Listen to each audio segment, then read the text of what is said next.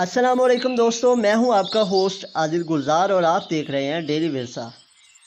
جیسا کہ ہم سب جانتے ہیں کہ اس کائنات کا خالق اور مالک صرف اللہ تعالیٰ کی ذات ہے اور یہ ہمارے ایمان کا حصہ بھی ہے۔ تو اس ویڈیو میں ہم بات کرنے جا رہے ہیں سائنس کی ایک ایسی تھیوری کے بارے میں جس تھیوری کے بارے میں قرآن مجید میں 1450 سال پہلے ہی بتا دیا گیا تھا۔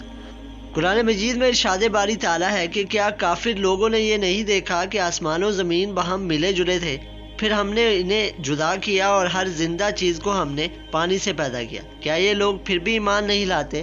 ایک اور آیت کا ترجمہ کچھ یوں ہے، پھر آسمان کی طرف متوجہ ہوا اور وہ دھواں سا تھا، پس اسے اور زمین سے فرمایا کہ تم دونوں خوشی سے آؤ یا ناخوشی سے، دونوں نے عرض کیا ہم بخوشی حاضر ہیں۔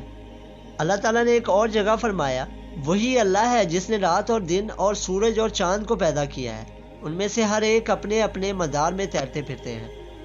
اس بات میں ذرا برابر بھی شک نہیں ہے کہ اس کائنات کا خالق اور مالک صرف اللہ تعالیٰ کی ذات ہے۔ تو ہم بات کرنے جا رہے ہیں بگ بینگ تھیوری کے بارے میں، جو کہ جدید سائنس کے مطابق ایک ایسی تھیوری ہے جس میں زمین کی تخلیق کے بارے میں بتایا گیا ہے۔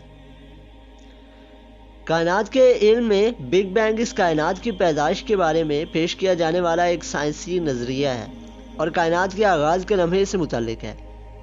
بگ بینگ کا واقعہ آئی کے دور سے تقریباً 13 ارب 70 کروڑ سال قبل ظہور پذیر ہوا تھا، یعنی زمین کی تشکیل بگ بینگ کے تقریباً 9.5 ارب سال بعد ہوئی۔ بگ بینگ اصل میں کوئی دھماکہ نہیں تھا، بگ بینگ کے وقت کوئی آواز پیدا نہیں ہوئی تھی، کیونکہ آواز صرف مادی اشیاء میں ہی پیدا ہو سکتی ہے اور تب تو میٹر ایگزسٹ ہی نہیں کرتا تھا۔ اصل میں بگ بینگ تھیوری ہبلز لا کے تحت دور بعید کہکشاؤں کے ریڈ شفٹ سے وابستہ ہے۔ جب اس ریڈ شفٹ کو اصول کائنات کے ساتھ دیکھا اور پرکھا جائے تو یہ بات سامنے آتی ہے کہ فضا یا اسپیس عمومی اضافیت کے فریڈمان ماڈل کے تحت وسیع ہو رہی ہے یا پھیل رہی ہے۔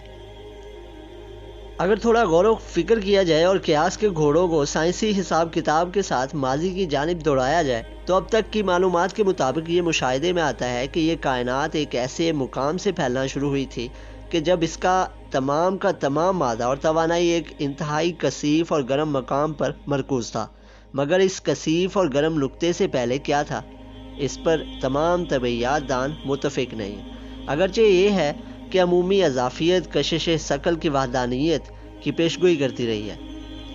آئیے دیکھتے ہیں کہ بگ بینگ کے فوراً بعد آخر کیا ہوا تھا۔ 13 ارب 70 کروڑ سال پہلے بگ بینگ ہوا تھا۔ اس وقت درجہ حرارت اپنی انتہا پر تھا، اتنی انتہا پر کہ شاید لائف تب ایگزسٹ ہی نہیں کر سکتی تھی۔ اس کے بعد سیکنڈ کے کچھ حصوں میں فزکس کے قوانین واضح ہونے لگے اور کشش ثقل یعنی گریوٹی وجود میں آئی۔ سائنسدانوں کے مطابق زمین اس وقت ایک فٹ بال کے برابر تھی، طاقتور نیوکلیاتی قوت وجود میں آ چکی تھی، کوارک الیکٹران اور ان کے ضد ذرے بننے لگے تھے۔ اس وقت درجہ حرارت گر کر 1 ارب ڈگری سینٹی گریڈ ہو چکا تھا۔ بگ بینگ کے بعد جب 1 سیکنڈ کا 10 لاکھواں حصہ گزر گیا تو کوارک آپس میں جڑ کر نیوٹران، پروٹون اور الیکٹران ذرے بنانے لگے۔ اگرچہ ذرے اور الیکٹران ایک دوسرے کو فنا کرتے رہے لیکن ذروں کی تعداد حاوی ہو گئی۔ اس وقت تک کائنات پھیل کر ہمارے نظام شمسی کے برابر ہو چکی تھی اور درجہ حرارت گر کر 10,000 ارب ڈگری سینٹی گریڈ ہو چکا تھا۔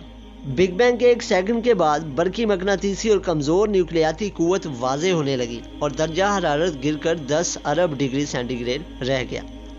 3 منٹ بعد نیوٹران اور پروٹون آپس میں جڑ کر نیوکلیس بنانے لگے، جس سے ڈیوٹینیم اور ہیلیم کے مرکز وجود میں آئے اور آزاد نیوٹران ختم ہو گئے۔ اب درجہ حرارت گر کر 1 ارب ڈگری سینٹی گریڈ رہ گیا تھا۔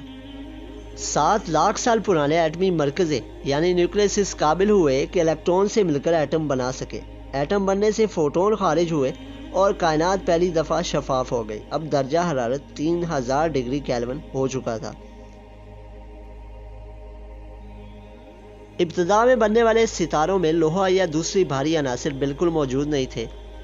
1 ارب سال بعد گلیکسیز بننے لگیں۔ صرف ہماری کہکشاں میں 200 ارب ستارے ہیں اور ہمارے نزدیک ترین پڑوسی کہکشاں یعنی گلیکسی 10 لاکھ نوری سال کے فاصلے پر ہے۔